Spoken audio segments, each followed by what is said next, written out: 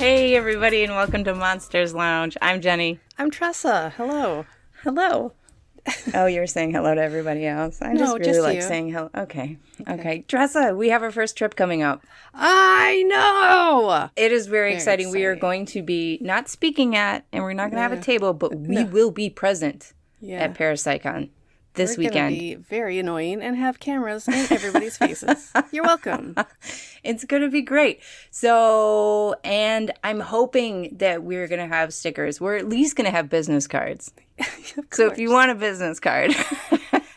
Yes, you can put it in your wallet or your pocket or your cork board or tape it to your car. You know, whatever. It's totally fine. But if you see us, come say hello because we will be so happy to see you.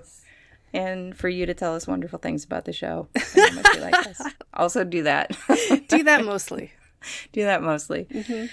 Okay, listen, we have a guest tonight that I'm really excited about because I don't know very much about some of the subjects, but I also know a fair amount about the rest of the subjects. And you'll find out. I know it sounds super cryptic and vague. You're welcome. That's just what you want in your podcast topics. Who doesn't love that? I don't know. In Everyone. Oh, right. Thank you. But listen, Dr. Scott Taylor is the president of the Expanded Awareness Institute. EAI helps people interested in near-death and shared death experience explore what that experience means to them and to our culture as a whole. He has served as president and executive director of the Monroe Institute. I just really like that it's called the Monroe Institute. Because guess what? That's my last name. Oh. Yeah. No relation, no ties whatsoever. He has been a trainer for the Monroe Institute since 1985. So I'm guessing he's pretty good at it. Just throwing that out there. I mean, yeah. Yeah. He is an expert in the use of binaural beat technology to achieve and hold expanded states of consciousness. His gift is the ability to make the exploration of the non-physical universe accessible to the curious. Scott is also the author and voice of 6 best-selling CDs of guided meditations on near-death experiences and his Into the Light series. He is a spiritual teacher, speaker, and researcher on near-death experiences, which is not something I know about. So please, Tressa, help me welcome Dr. Scott Taylor. Welcome, sir. Welcome. Well, thank you very much. That was a lovely introduction. And I'm so glad that you invited me to be on your show because I can't imagine any place I'd rather be than a Monsters Lounge. I mean, come on. It's really great here. Yeah, we have a good time. We're pretty Everybody chill. really I can does. see. Yeah, this is good. Yeah. We like teal. We like a lot of teal around and Yes. portraits of ourselves. Yeah. So, first of all, for anybody who is not aware, i.e. me, prior to learning about you for this interview, what is the Monroe Institute? So back in the 1950s, a guy by the name of Bob Monroe started having spontaneous out-of-body experiences. And back then, of course, nobody had ever heard about that or astral travel or anything of the sort. And so he felt very alone. And so what he did was research it. He wrote a book. It got published by Doubleday, and it was a #1 bestseller. And people just flocked to him saying, I really want to do what you do. I really want to know the kinds of things that you know. Teach me. And he created an institute that did that. So it's here. I'm pointing to the beautiful Blue Ridge Mountains right now. Ooh. In the central part of Virginia, where people come to study his form of meditation that allows you to enter into expanded states of awareness. And if you're interested, to learn how to do out-of-body travel. So that's what I did for a long time.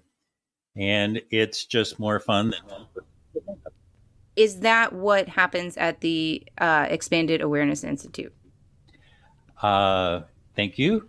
That's a great question. No, we teach a particular form of meditation called bilocation, which means that you are fully present in your body and you are fully present in an expanded state of awareness. So you kind of split your consciousness, and it's a lot easier to learn, and it allows all different kinds of experiences where astral travel or out of body experiences are they're a little confined. So it's a bigger form of meditation, and it's a whole lot easier to learn. Is it anything like remote viewing? Yes, actually, that same technique is used in remote viewing, where you project your consciousness to a place someplace else, whether it's here in the physical world or in the non-physical world. Yes, because if you've seen anybody who's actually done remote viewing or watched them live, they will be sitting in a chair and they're drawing and they're jotting down words, to try to capture what it is that they're seeing at a distance. And so they are very much in their physical body, and they have the ability to capture, wherever that is that they want to take a look at, whether it's here on the earth or on the moon or in the afterlife. You get to be all different kinds of places. We hear a lot about that, especially lately, from guests, just about how meditation is so tied into the paranormal and communication, not just with the other side, but with, like Tressa said, the remote viewing, and also with communication back and forth with extraterrestrials as well. Yeah, and there's a reason. Meditation allows you to calm the body down, so there's less signals coming from the physical body, so you're less distracted. It also teaches you to focus on whatever it is that you were really interested in, and it's the portal for expanded states of awareness. And you can do that in normal consciousness, but it takes some training. Doing it in meditation is just a whole lot easier. Oh, wow.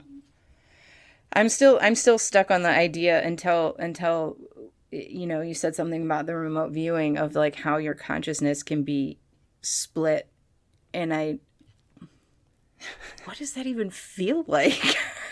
Well, I'll tell you what it feels like. So picture yourself driving a car, and you're on the way to the grocery store, and you have to drive the car, right? And so you're paying attention to the road, the other cars, the kids in the back seat. You're paying attention to your speed and whether there's a light rain coming or not. So you're really present as you're driving the car. But at the same time, in your head, you're going milk, butter, eggs, cereal, right? Yeah. So it's kind of like that, where you can be really present with your physical surroundings, and then be able to say, I can do something else. I can create that list of things that I have to pick up. Feels like that. All right. So there's a very specific form of meditation that gets you to that place. The way I teach it, anyway, I use binaural beats, which helps the brain and the body enter into an expanded state of awareness. You don't have to. There's all kinds of traditions that allow you to, reduce the sensory input from the physical body and enter into expanded state. I mean, just think of all the shamans forever and ever, and all the Buddhists who, TM. I mean, there's all different kinds of traditions. I happen to like binaural beats because it's really fast to learn and allows you to enter into and hold those states of consciousness for enough time so you can actually practice the techniques of acquiring information and moving around. In my case, moving around the afterlife. Yeah, Yeah, that's incredible. Like I know that they use binaural beats in the field of addictions when they're teaching meditations and ways for you to calm your body down, and also with sometimes with like Reiki practices, so that maybe they're more effective or allow. I don't know why. I'm just guessing at this point, but Well, one of the things that I used it extensively for when I was doing my doctoral work, there's a lot of times when you just have to park your butt in the chair and write, even though you want to The be worst. distracted by anything else. Yeah. And so binaural beats can be tweaked. They can be configured to help you with focus concentration so you can stay on task. And so I just play them softly in the background, and it helped me plow through all of the reading and research and writing that I had to do. So it was really good for study and for the ability to recall what it is that you learn. Oh. that's my problem. That's my problem That's right it. there. I didn't have that in college or All right. high school. That was yep. my issue. Yeah, me too. 1,000%. That was my. It wasn't the partying I was doing. Too much It was- information. I'm just saying. Oh, get used to it. Sorry. Yeah. What are we gonna do? So, have you had any experiences with reaching something other than a spirit? I'm just thinking of any of the people that we've talked to who have communicated with like ETs, that kind of thing. Just saying. Has that ever come into your world? Well, I'm a specialist in the afterlife. So, I have lots of experience with people who and pets who have died and, are hanging out in that area of life between lives. But along with that, there are beings who have never been corporeal, never been here in the physical world. Angels, for instance, they have never been in the physical plane, and you run into them all the time up there.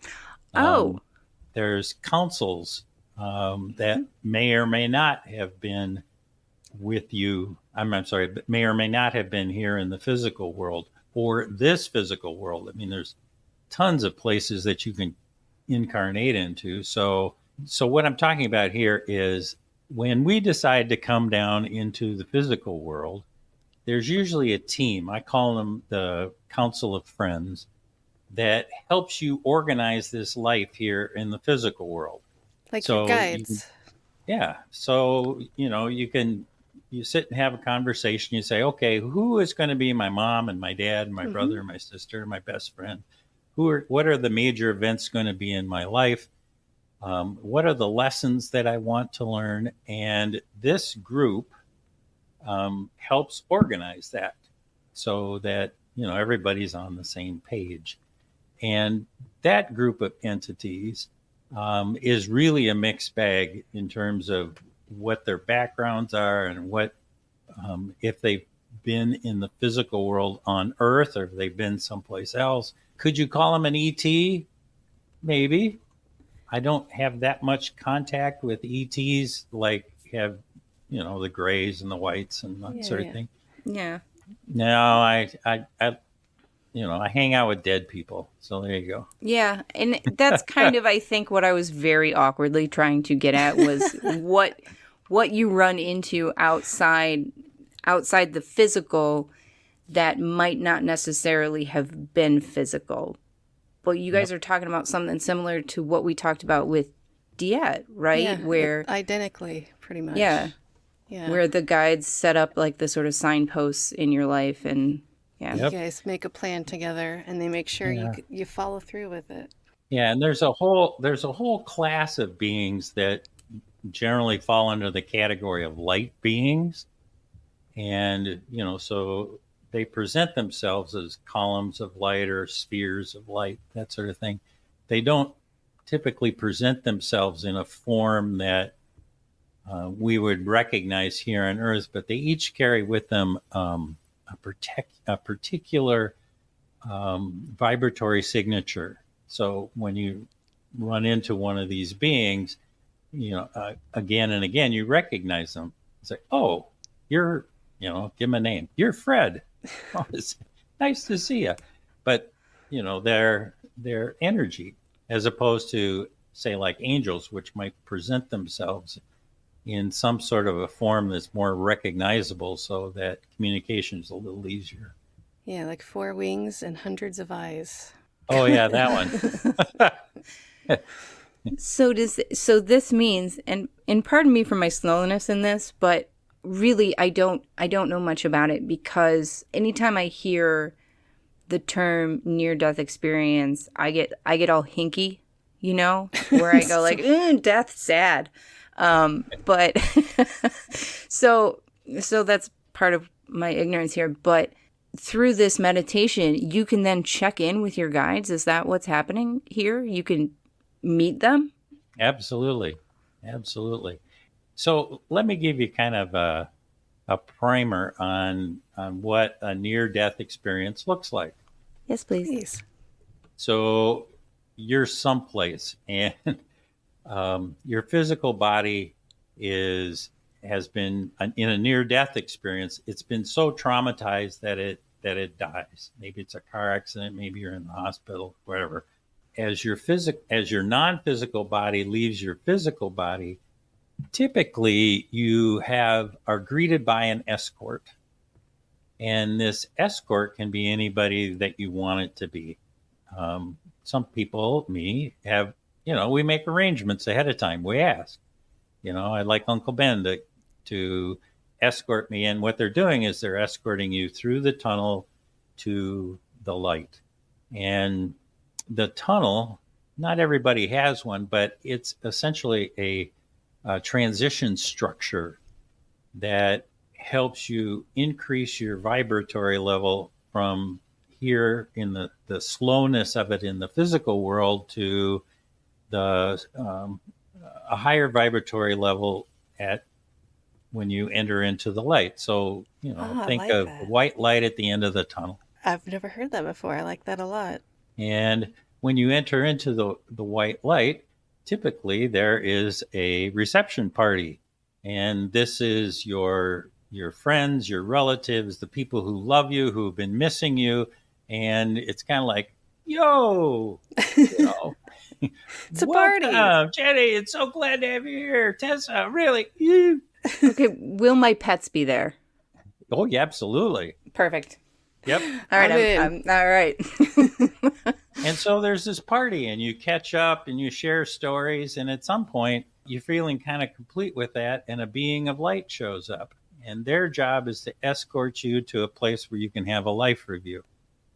And this is the most amazing thing, life reviews, because you've heard the expression, my life passed before me in an instant. Yeah. Mm-hmm. That's what happens with a life review. It's like your whole life, you get to relive the whole thing in an instant. And it's everything. It's what you're thinking. It's what your feelings were. You get to have all the sensations. And what you learn from that is that there is no judge. You're the only judge about your life. And the being of light that's with you, their job is to whisper in your ear, what did you learn from that? What did you learn from that? So you're going through maybe a rough patch in your life and you're reliving it, and I just lean over, what'd you learn from that? And the point is that we're here in the physical world in order to grow as a soul. Mm-hmm. And we are also here to help other people grow in their lives. So, sometimes we are complete jerks, and that's the role we're supposed to play at that particular moment because it helps the other person move on. And sometimes we're wonderful beings, and we get to experience what it's like when we give and when we love another person. So we get all of that information.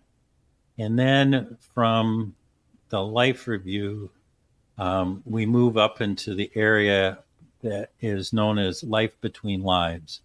And here's where human souls hang out until they decide to go back in again, or they decide they want to transition into another universe, another dimension, and experience life on a water planet where silicone is the base element, or maybe it's not in the physical universe at all. Maybe it's in a completely different kind of universe. So we got all kinds of choices. In a nutshell, that's kind of the transition. So one more thing. Yeah. There's new research. I mean, it's a couple years old now, about a thing called shared death experience, which is what happened to me. And shared death experiences are like near-death experiences, only without the physical trauma. So what typically would happen is, say you're bedside in a hospital room and a loved one is making their last transition. And as they leave their physical body and are escorted to the light, they invite you to go along with them. And you can. And there's now a wonderful body of research out there on shared death experiences. So near-death experiences typically involve physical trauma. Shared death experiences are an invitation from a loved one to accompany them to the light. And because they're making their final transition, that pathway that I laid out for you, the tunnel, the party, the life review, going into the life between lives, that's all the same, only you get to experience it as a visitor, or I'm not sure visitor is quite the right word. Guest. An invitee, a guest. Thank you. Okay. Better word. Yes. And then, at some point, it's complete. You've done your job. You've learned what you wanted to. You've said your goodbyes or hellos or whatever was important. And then, you get to come back to the physical world, and they get to move further into the light and do what they do in that area of life between lives. I have a couple questions on I do too. all of that. I do too. But we need to take a break real quick.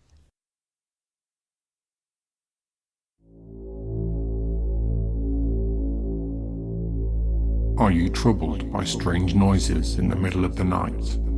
Do you experience feelings of dread in your basement or attic? Have you or your family ever seen a spook, spectre, or ghost? Then Haunted Magazine issue 41 might just be for you. In issue 41 we have The Enfield Haunting, an interview with Dave Schrader, Danny Robbins, and lots more. Out now in stores, app stores, and online at bit.ly/Haunted Magazine. Remember, don't be normal, be paranormal.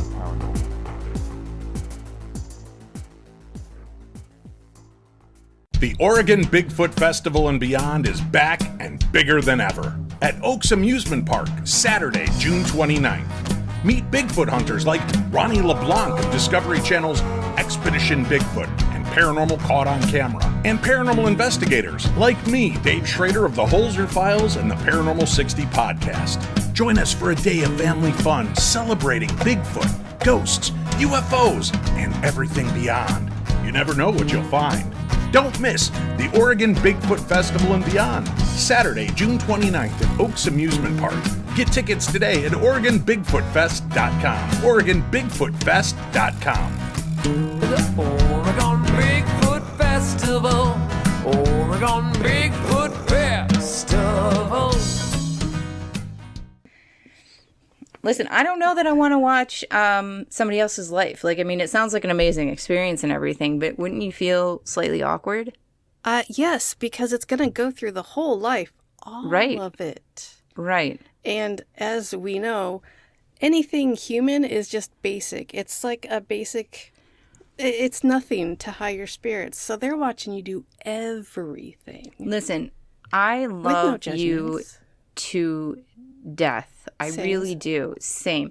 But I don't know that I want to see the review of your life, because I'm pretty sure I'm going to see some things that I don't want to see. You will. There are things I don't want to see again. Perfect. There's no doubt. We have a great question for you, and mine's going to come first, provided I can remember it. So in the shared death experience, Yes. what we were just reviewing was the life review.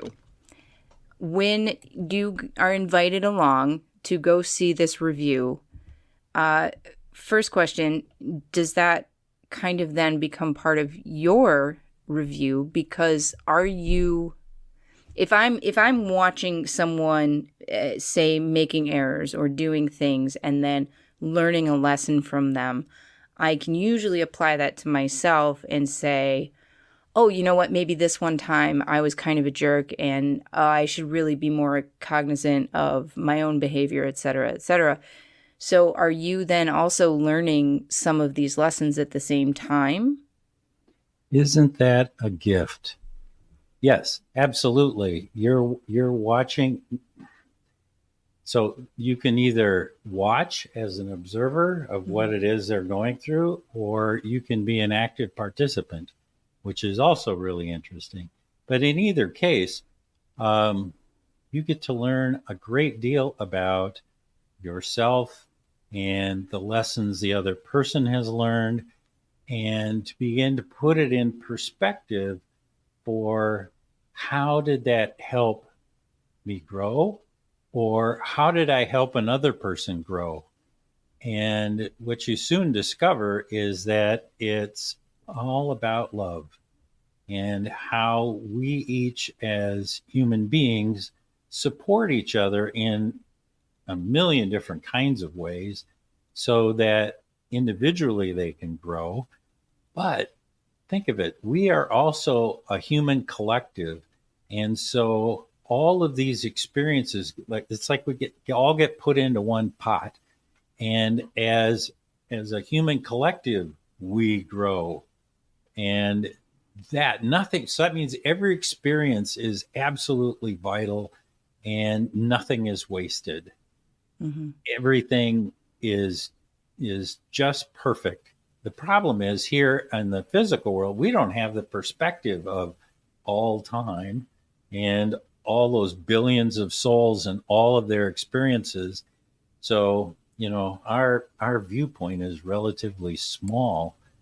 And so what we may think is just a terrible thing may be a tremendous gift for ourselves, for others, for, humankind. So I think we just have to cross our fingers and keep going. I'm part of a program where we do certain steps. And one of those, and it's hugely, that what you're talking about with the life review, it sounds extraordinarily familiar because there is a point where you actually go through and you review your life up to that point with someone else, and try to take some lessons, learn where you were wrong, learn what you could do better in the future, and then sort of start to alter your behavior in that way. It blows my mind to think that you could do that with all of time. And isn't that wow, I didn't even touch it. You're fine now. Now you're fine. All right. Nobody wants us to know a lot of things. Thank you. That's it every time. So think of this as, the humankind is this big symphony and we each get to play a part. And this life, I'm a piccolo. Next life, I'm a bass drum. And the next life after that, I'm a viola with one string missing. Are any of these people in the orchestra much like myself in 7th grade band and just pretending to blow into my flute and just kind of moving my fingers? Or is everyone an active participant? I feel like I've met a lot of people like that. So we're all our active participants, but okay. No, you don't get to opt out. And even if you try to opt out, that experience is valuable too. So cut yourself a break on that one. See, nothing is wasted. So that probably had some kid next to you was probably like, you know what, never going to be that girl. And now they're playing with an amazing orchestra and bringing joy. That is my influence on people. Yep. You're welcome, everybody. So I have there's a special little twist that has come out of research that not many people know about. And for those of you who are watching Monsters Lounge, this is a freebie. Ooh. So you're having a life review, and it comes up to a point, and I don't know, say at a grocery store, and you're checking out, and this young girl is messing up with the cash register, and it's taking more time than it should, and you snip at her, right? You're just not very nice. You're in a hurry, and well, one of the things that can happen is you can stop the life review and ask the being of light. Remember, they're right on your shoulder, whispering in your ear, "What did you learn?" And you go, "You know what? I was a jerk there, and I didn't have to be. Can I replay that and do it differently?" And the answer is yes. What? Yes. Wait a So you minute. can roll back the tape, and as you come down the checkout line, you can say, "You know what? Looks like you're having a tough day. Take a deep breath. It was the first day. I had a first day at work too, and things didn't go well. So take your time. We'll get done, and it'll all be okay." You could say that instead of the really nasty stuff you said the last time around, and then watch how that unfolds in time with her family and her boyfriend, and So you could essentially turn back time and make things. You could quantum leap and do right what once went wrong. But you don't Yeah. know that it's necessarily right, because what if you're standing in the way? Like, what if she took that and went like, you know what? I'm going to throw down some extra kindness today to offset this guy. And because that situation never happened, then she doesn't throw down the extra kindness, and maybe that puppy doesn't get adopted. Yes, exactly. See, so you can actually observe how it plays out in history, and you go, "Oh, you're right. My job was to be a jerk." Or, you know what? It would have been better for everybody had I offered a little kindness. Or, what if I went down the next aisle and just checked out with Tom? Yeah, And that would be me. Yeah. and so you get to play these, and you can do it over and over again. Now here's the cool part. Yeah. It's like instant karma, where you don't have to relive your whole life over again to be nice to the checkout girl. You can do it right there in your life review, and that experience, those little mini relives, also add to our total human experience. So we grow that way too as a collective. Isn't that fun? That's that is fun. very fun. That is fun. And I like the way that plays into as well. Like, oh, okay, I would just go back and correct everything every time that I was a jerk, right? But what if you're standing in the way of somebody else's growth or something like that? I like how it's not always like, okay, well then why was that one guy really mean to me earlier today? Maybe he didn't go through his, review and choose to do so. It's like standing in the way of somebody's karma, right? Yep.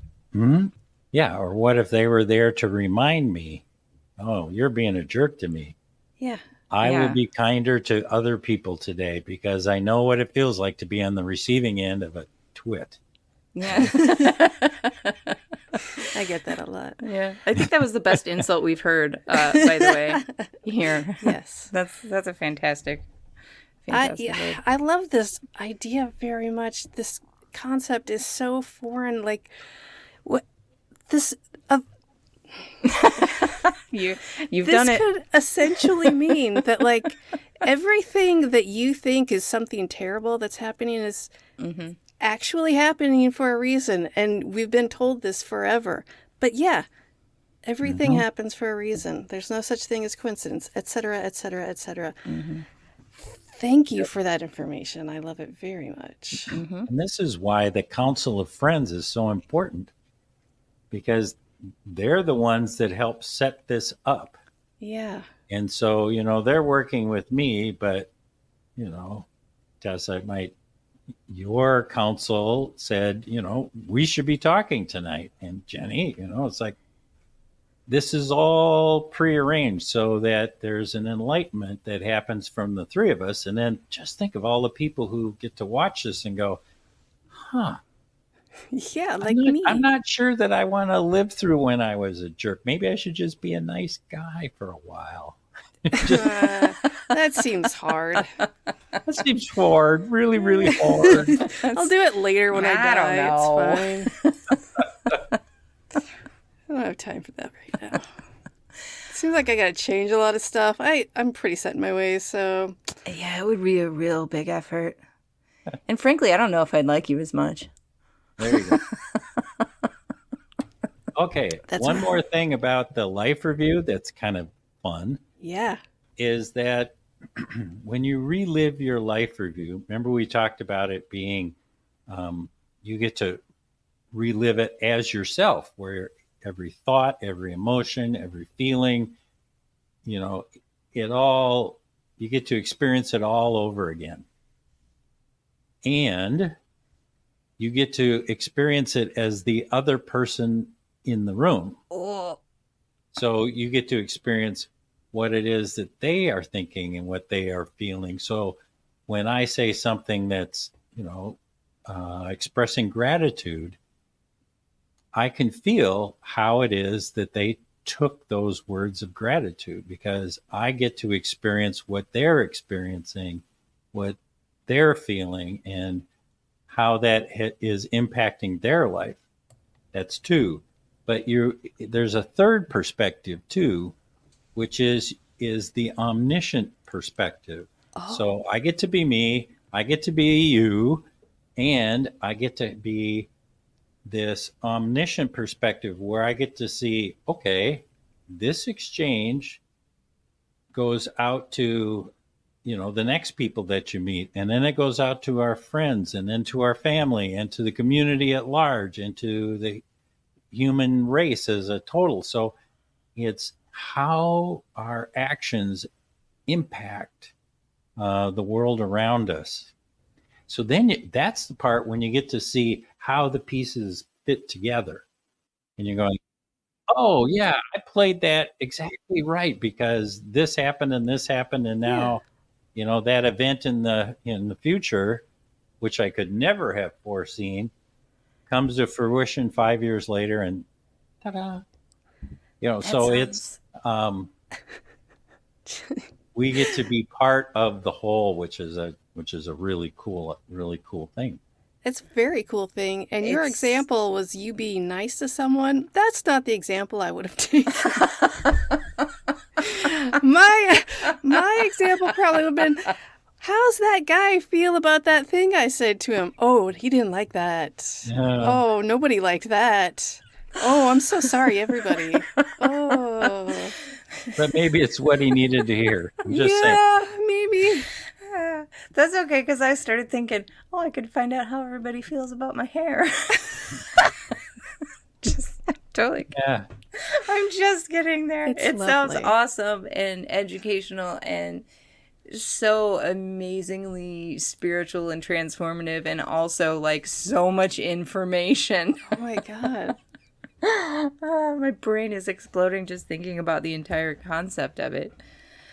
I mean, I'd heard that you get to experience what the other person experienced, but the omniscient experience, that's wild. Like the whole collective is experiencing it. And it's affecting the entire collective. Yeah. Oh, I man. am so sorry. I'm staying home tomorrow. Yeah. I will affect you no thought the one. board was bad, yeah. Right? I know. Oh, man. My mom is going to be so upset when I tell her that the Borg is real and that it's happening, whether she likes it or not.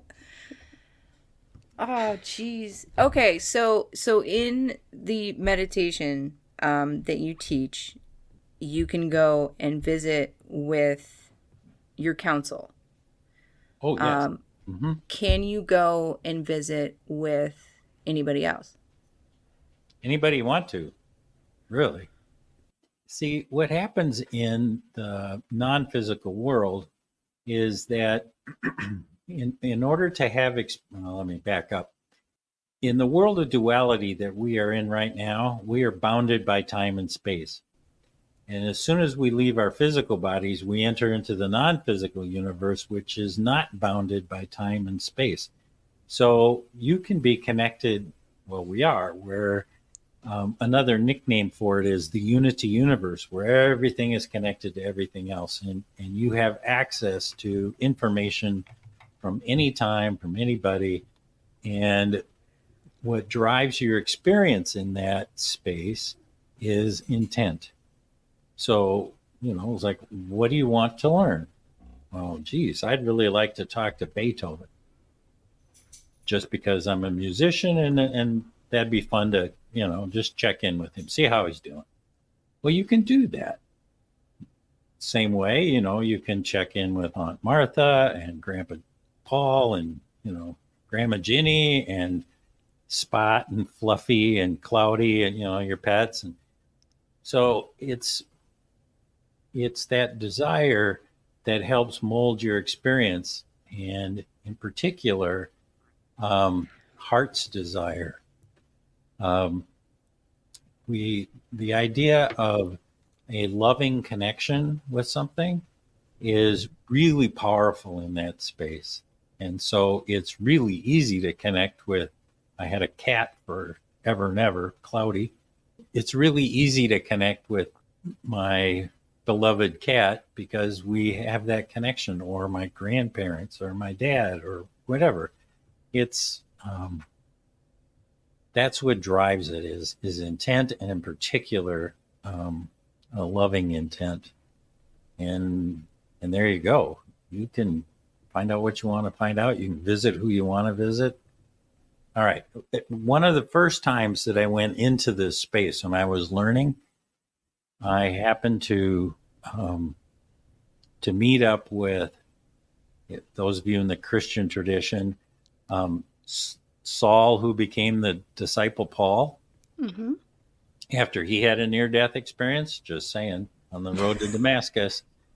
And I have had such problems with his theology. And so, ta-da, there he was. And we had this really intense conversation about what it is that he was trying to accomplish as he was writing about his understanding of what Christianity meant. And I'll never forget, there was a whole period of time where he was sitting there going, Scott, really, cut me a break. I was a first century Palestinian Jew. I don't have your perspective. I was doing the best I can given the tools I had at the time. So, you want, and then we I didn't have Google. God. And so it was this friendly, loving banter back and forth. But, he was kind of misogynistic. And so, like, what's that about? And then, we had a conversation about the role of women in Judaism at that time, and yada, yada, how do you talk about that in a way that everybody can get it and not freak out? And it was just a terrific conversation. You can do that. And I never met him. I just got really irritated with him when I read, I would love a transcript. Yeah, that would be good if we could get transcripts of some of these things. Just the conversations. Yes, please. Just a little bit. That's the part that kind of blows my mind, which is also kind of the part that, like, I would be concerned that I would stay there, right?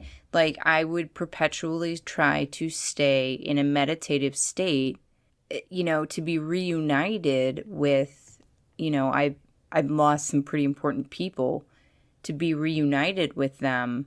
How do you resist that urge, or is that urge just not there because you've lost very close people to you?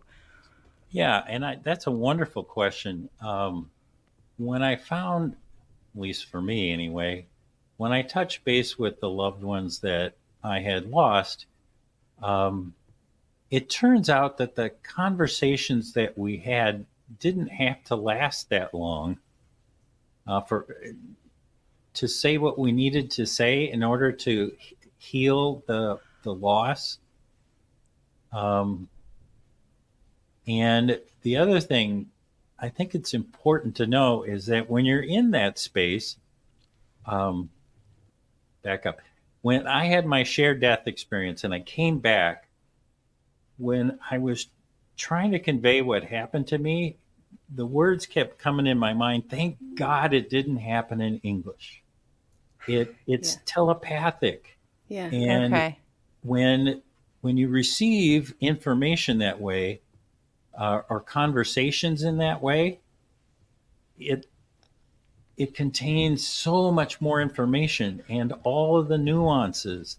And, you know, when somebody says they love you, it's about the shared past that you have and the loss that you endured during when they departed and the future that you're going to have together. And, you know, it's all of that is combined.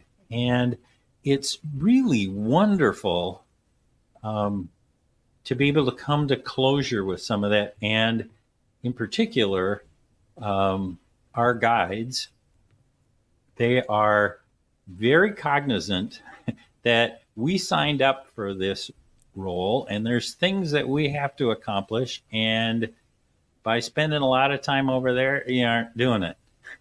You know, you have to live this life. This is the most extraordinary experience. This physical life, it's just wonderful in terms of the growth that all of us can go through. So that's part A of that. Part B is, I mean, there's some people who've said, well, Scott, what if I get in this meditative state? I get up there and I just want to stay. Mm-hmm. And I went, well, A, your guides won't let you. We just talked about that. But the second thing that happens is your bladder won't let you. You know, Bladder. Every at some time. point, there's urgency involved, and it tends to bring you back. That thing So, gets in the way. I mean, talking it through and like, you know, because emotionally, the first reaction is like, I want to get up there and I want to stay there and I want to hang out, you know, like with those people. And then as you were speaking about like this life being so key, not only in growth, but also the experience of being alive, you know, being alive and being present and interacting with the world. I mean, I immediately think like scuba diving, right? Like that's something. It always comes back to scuba diving. It always does, because there's sharks there, you know, like the sharks. Mm-hmm. But there's that draw back into that physical world of like, yes, these things are things that I want to experience physically as well. So don't worry, everybody. I won't go up into the nether and stay there because I want to get back to the sharks. Yeah, it's always the sharks. It's always the sharks, not Tressa though. Just No. sharks. No. Maybe a little besides, Tressa. the lounge would miss you. Yeah. Yes. So that's a shared. No, that's the experience of a shared, someone who meditated together. Or just in meditation in Okay. general, in deep meditative states. Because we hear a lot of people that go through NDEs specifically saying they wanted to come back and now they're so happy they're back and they're living their best lives. And this is something I cannot understand. I can't get it past my thick skull because the other side sounds like the most amazing, pure love, the best thing that is ever and will ever exist. Why do you want to come back to this dump? I don't understand that. Because this dump is great. It's great. And Capitalism. But life, how much being you alive, you don't get to see that. yeah, just think how much you learn about capitalism No, thank you. and how it works, and does it help people grow or doesn't it? And how can you modify it in order to benefit more or less? I mean, it's this tremendous petri dish. And think of it this way. That's germs. On the other side, there's no time. So, I mean, according to them, you left to inhabit this life right now, and then you're back again. That's great for them. Oh, yeah. But I'm still over on this side. But listen, Kept looking at my watch. But hey, like maybe part of your purpose and like your joy in being alive is being able to hang out with me. Right? Like that wouldn't happen if you were off in the nether and I was still here. See? Okay. Wouldn't that be sad if we weren't able to be in the Monsters Lounge together? See? See? Come on, Tressa. Pull it together. It's hard. It's hard. You get it. Really, really hard. Yes. So are the guides, they basically pushing me back here? Is that basically it? Because you guys aren't selling me on it. I'm saying. I think you need to learn how to enjoy life, and that's why you keep getting booted back. That's all I'm saying. Yeah. All right. And that's the wonderful thing about guides is that once you start listening to them, okay. Sorry. That wasn't for you. That was for my guides. I'm sorry. and by the way, they're doing the same thing on the other side. I know. It's like They are mad at me.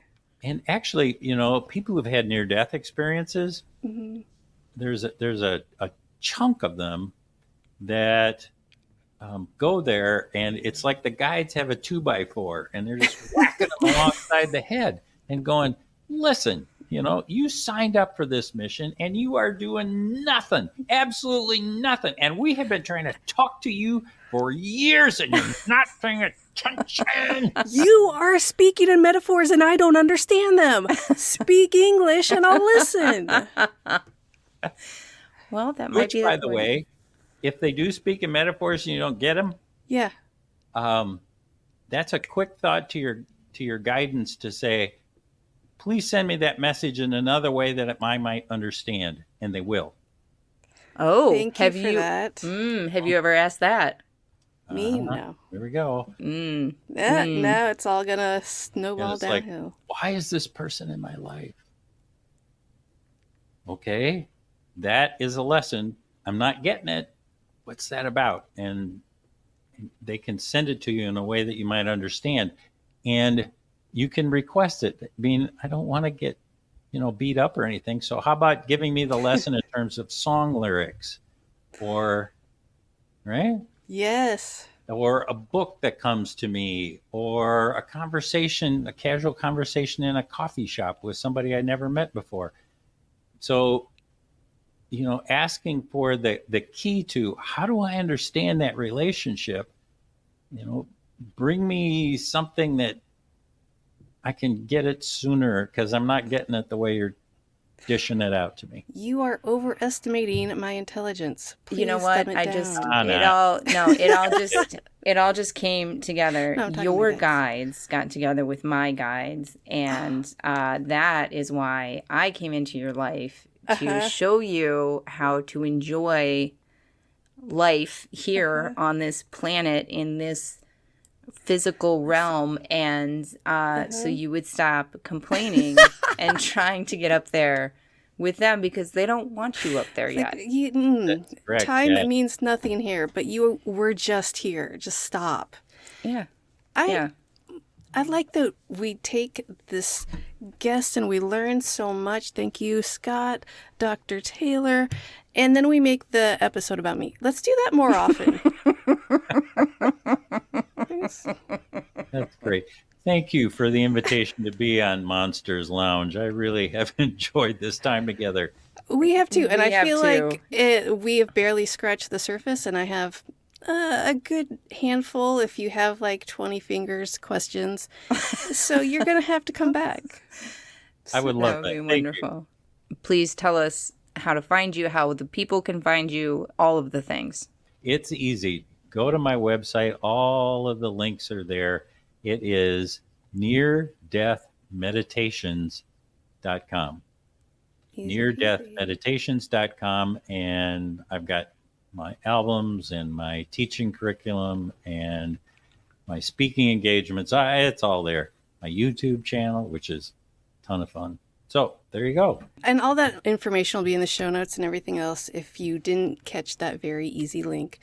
Everybody else, thank you for joining us, and we'll see you next week. Don't forget to find us on Facebook, Instagram, YouTube, and the Paranormal 60 Network. Like, comment, subscribe, and check out our merch on our website, monstersloungepodcast.com. Send us an email or comment. We love hearing from people. So until next time, thanks for visiting the Monsters Lounge. Goodbye, everybody. Goodbye.